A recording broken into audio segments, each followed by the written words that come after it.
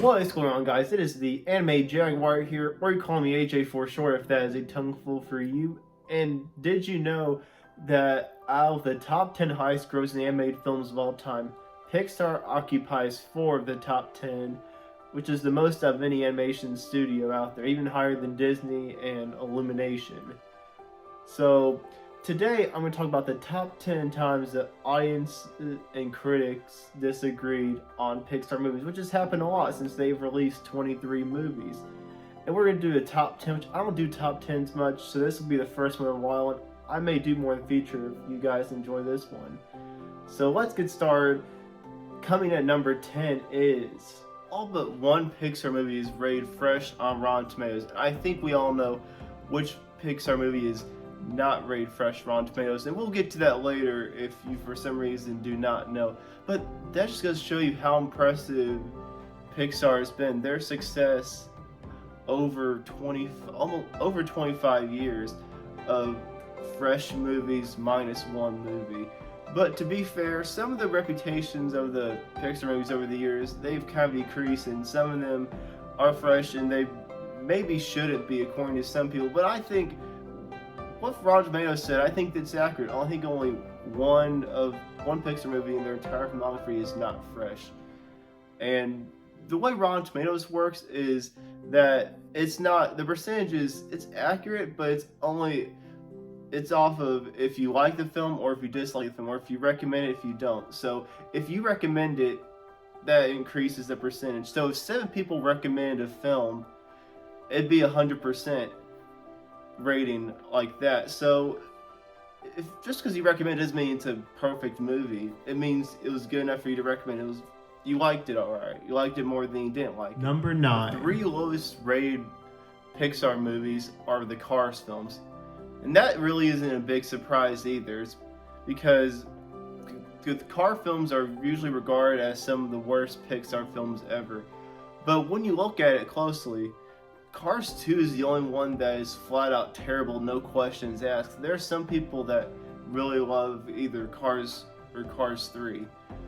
The first Cars movie has a 74% on Rotten Tomatoes according to the critics. And that's not bad at all, not too shabby. I mean, for Pixar, it's not that good, but when you think about 74% on Rotten Tomatoes, it's not that bad. And then Cars 3 has a 69%, which is not as good as 74, but not too shabby either. So when you think about it, Pixar really only has one atrocious film, that's Cars 2, obviously.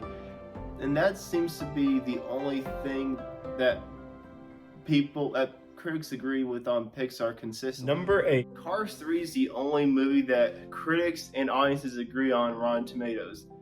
Cars 3 has a rating of 69% for both audience and critics, and I thought it was interesting. I figured it'd be Cars 2 or maybe one of the Toy Story movies that people would agree on would be their whatever rating they are, either best or worst. But Cars 3 has a 69% on Rotten Tomatoes for both audience and critics. And that's the only Pixar movie that has the same audience and critics rating. I thought that was interesting. Let's get on to number 7. Number 7. The top 5 highest Rotten Tomatoes critic scores are, at number 5, tied Monsters Inc., Ratatouille, and Soul at 96%. At number 4, with the 3-way tie, Toy Story 4, Coco, The Incredibles at 97%. At number 3, another three-way tie is Up, Toy Story 3, and Inside Out at 98%. At number 2 is Finding Nemo at 99%. And at number 1, a tie between Toy Story and Toy Story 2 at 100%. Number 6. The lowest cinema scores are a tie between 2 movies. The first one is no surprise, Cars 2, but the other one can be a little bit of surprise depending on how much you liked it or you didn't like it.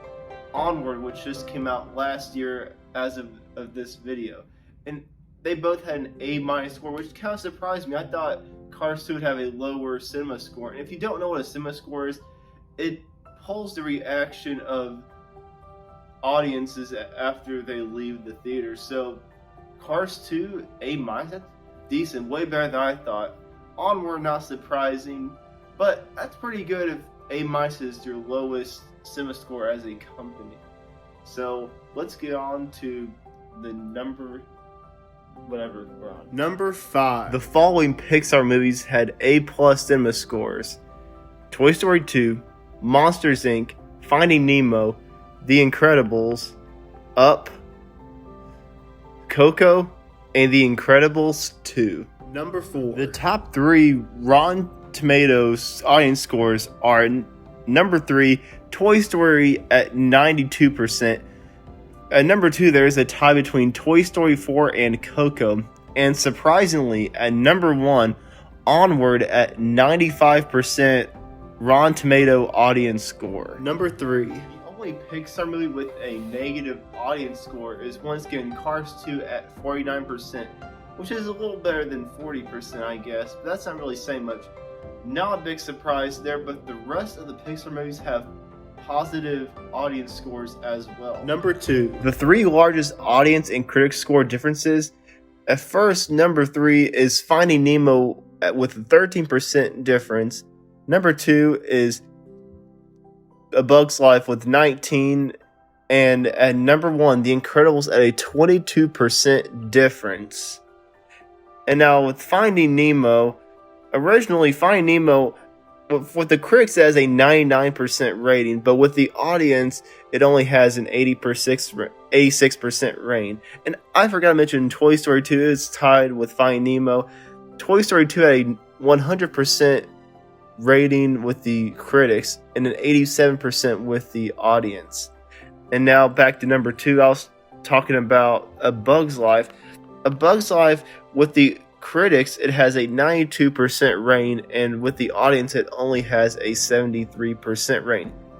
But the biggest difference of them all is The Incredibles with a 97% critics rating and a 75% audience rating. Number 1. And at number 1, I think the most interesting thing I found out when I did this video is that only 7 of the 23 Pixar movies have a 5% or less difference. So audiences and critics usually disagree when it comes to Pixar movies, except for 7 movies, which I find surprising. I thought critics and audience usually agreed mostly, but I was wrong. It opened my eyes up to how audiences and critics disagree. Some critics love a certain Pixar film more than their audience does, and vice versa.